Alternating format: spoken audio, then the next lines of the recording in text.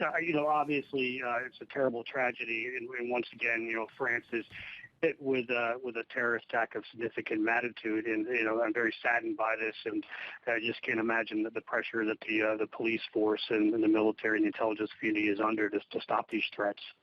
And we should say that it hasn't necessarily been confirmed yet that it is a terrorist attack. The Interior Ministry saying the motive is yet unclear, but the counterterrorism officials have taken over the investigation. What can we draw from that? Yeah, obviously no definitive announcement has been made yet, and they want to do some investigation before they announce it. However, all indications are that this is it.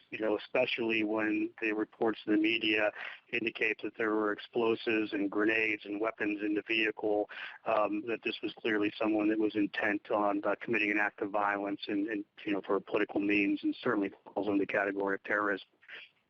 The nature of this attack, it's hard to say if it was planned in advance or not, driving down a crowded avenue during a holiday with celebrations.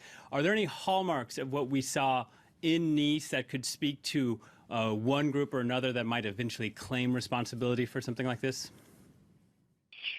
It's going to be hard to say, but, likely perpetrator, clearly is ISIS or Al-Qaeda, but, most likely ISIS, is they've been the ones to claim responsibility for previous attacks in the area. And, these types of organizations, they prey on the fundamental principles of our democratic societies, where we value our personal freedoms and our freedom of movement.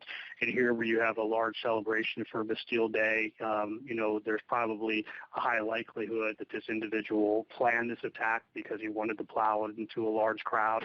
And then secondly, the fact that he had, again, armaments on board his semi, his tractor trailer, indicate there was probably some level of planning here to achieve the greatest results that they wanted to, but clearly this is probably going to be linked back to ISIS just because of their history in France the last year and a half.